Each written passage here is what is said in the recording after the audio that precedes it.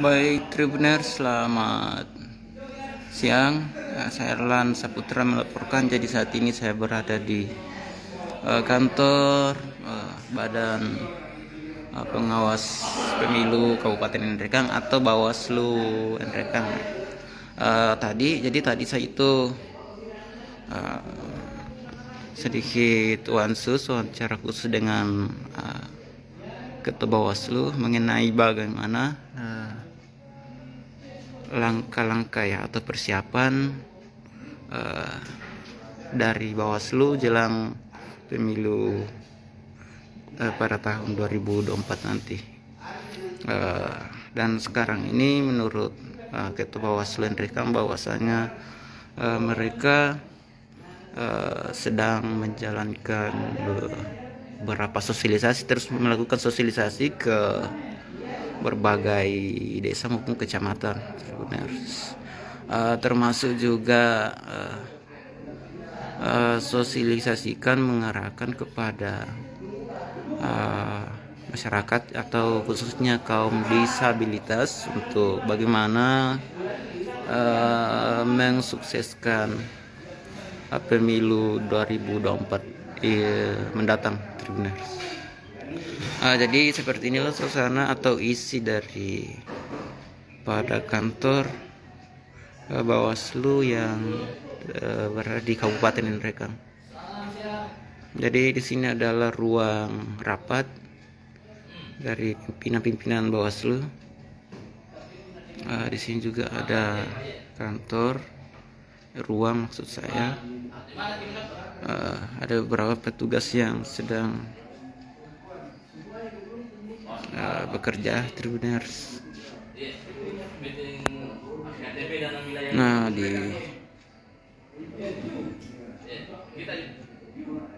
kemudian menurut informasi dari Ketua Bawaslu bahwasanya sekarang ini Bawaslu Nrekang sedang mempersiapkan untuk bagaimana perekrutan calon panitia pengawas tingkat kecamatan. Jadi masing-masing itu tiap kecamatan itu 3 dibutuhkan dari total 12 kecamatan. Jadi masing-masing kecamatan itu direkrut panitia panitia pengawas pemilihan umum itu 3 ya. Setelah itu dilanjutkan dengan panitia tingkat desa yang masing-masing 1. Jadi di desa di Kabupaten Nrekang itu kurang lebih 120 ya, kalau tidak salah. Itu sama dengan desa dan kelurahan.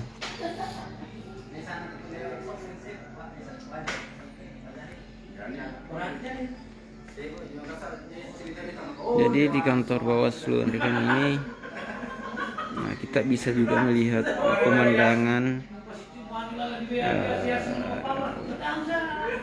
Kabupaten Nrekang, Tribuners.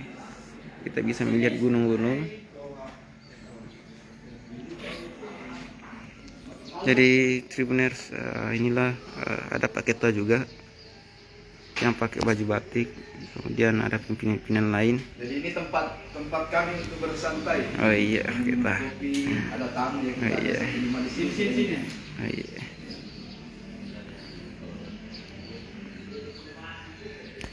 Jadi Tribuners, itu adalah Ketua Bawaslu Kabupaten Nrekang. Kemudian ada juga jajarannya yang sedang diskusi ya mengenai bagaimana persiapan pemilu 2024 ini nanti. Di kantor Bawaslu ini cukup luas, Tribuners, tempatnya karena ada 2 lantai langsung. Untuk aula yang paling besar itu di lantai 1. Ketika ada pertemuan dengan skala besar itu dilakukan di lantai 1. Kemudian Tadi juga saya berbincang khusus dengan Ketua Bawaslu bahwasanya pada tanggal 20 itu nanti ada kegiatan dari Bawaslu terkait mengenai sosialisasi ini yang melibatkan ASN, Polri dan sebagainya. Adapun pembahasan itu nanti untuk membahas bagaimana untuk menghilangkan politik praktis untuk pemilu 2024 ini nanti. Jadi itu yang akan disosialisasikan nanti.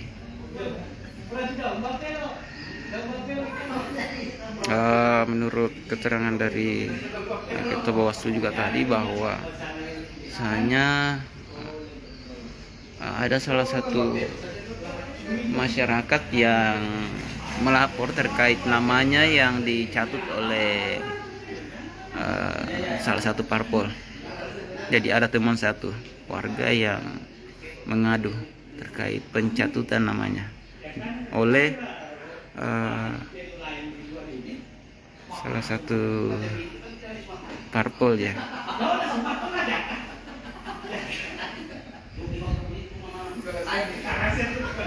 Di kantor Bawaslu ini terus kita sangat bisa melihat langsung pemandangan yang ada di Kota Nrekang yang bagaimana dikelilingi oleh pegunungan.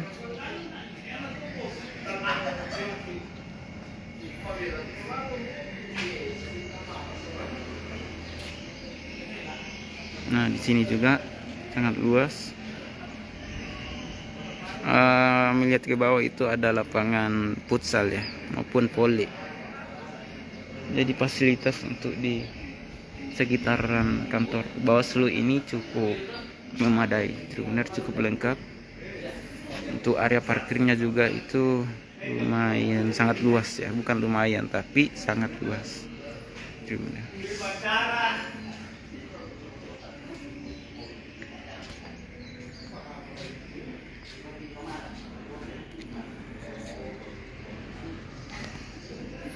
Oke, Tribuners, jadi kita berpindah. Nah, kalau di sini Tribuners, ini adalah ruang khusus untuk Ketua Bawaslu.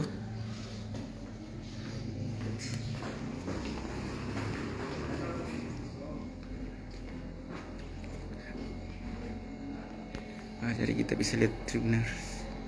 Kalau Kak, ini ruangannya Pak Ketua ya? Oh, di sebelah. Oh, mohon maaf Tribuners. Jadi ini adalah petugas dari Bawaslu. Perlu saya jelaskan sedikit Tribuners bahwa petugas-petugas Bawaslu yang di Kabupaten Nrekang itu rata-rata adalah kaum milenial. Nah, seperti yang terlihat di depan kita Tribuners.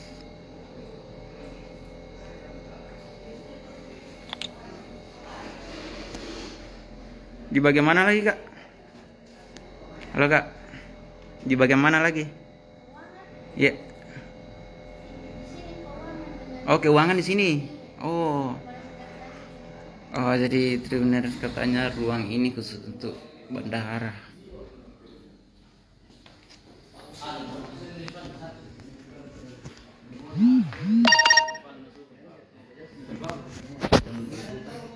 Nah, di sini adalah ruang meeting atau rapat untuk para pimpinan-pimpinan.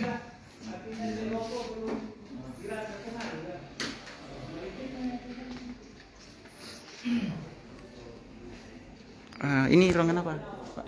Ruangan apa ini, Pak? Ruang staf. Oh, ini. Tribuners katanya ini ruang staf dari petugas pegawai Bawaslu. Kalau ruangannya Pak Ketua di mana? Di dalam. Oh, di dalam juga. Bisa saya ambil gambar, Pak? Untuk Ya.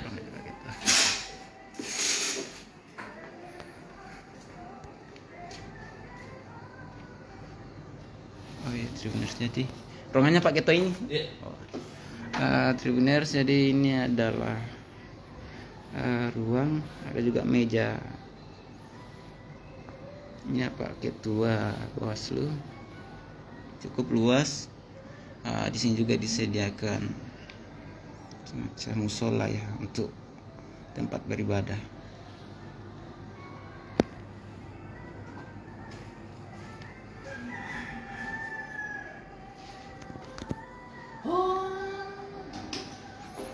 Jadi kantor Bawaslu ini lebih luas daripada kantor KPU Tribuners. Area parkirnya juga itu lumayan luas. Untuk rapat besarnya itu di bawah Pak Di, kalau misalkan banyak tamu. Iya. Oh, Bisa di tamu. Pak, kalau internal. Oh, internal di sini Pak. Iya. Oh iya. Bisa juga kalau eksternal tapi yang kapasitasnya Oh mencukupi, iya. Pak. Kalau eksternal yang tidak mencukupi Pak, di bawah. Oh iya.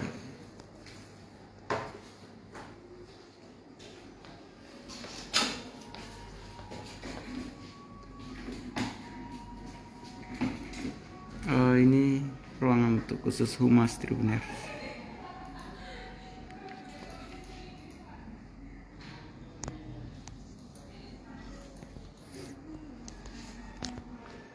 Oke, kita berpindah. Makasih Pak Di. Oke. Makasih Pak Ketua, saya pamit. Ya. Oh iya. Oke, Tribuners. Jadi kita baru pamit dengan Ketua Bawaslu maupun dari jajarannya juga kita sudah izin untuk pamit. Nah, untuk lantai 1 begini Tribuners. Nah, ini ruang Pusat Layanan Informasi Publik atau PPID.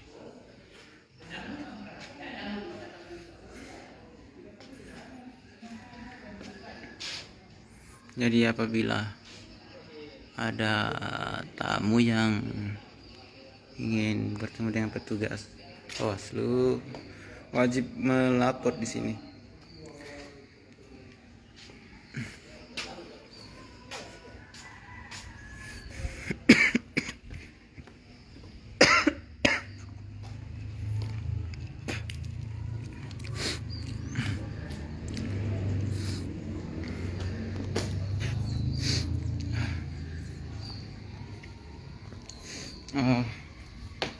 Tak bisa masuk ke ruang aulanya. Nah, untuk rapat yang skala besar Tribuners di sini.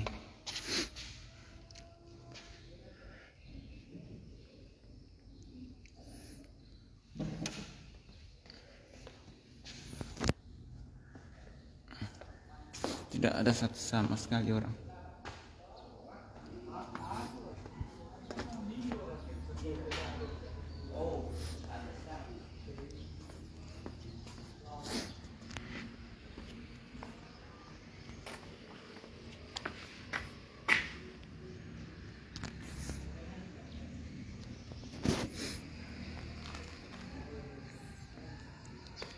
Oke, Tribuners, mungkin sampai di sini dulu laporan dari saya. Lebih dan kurangnya mohon dimaafkan. Wassalamualaikum warahmatullahi wabarakatuh.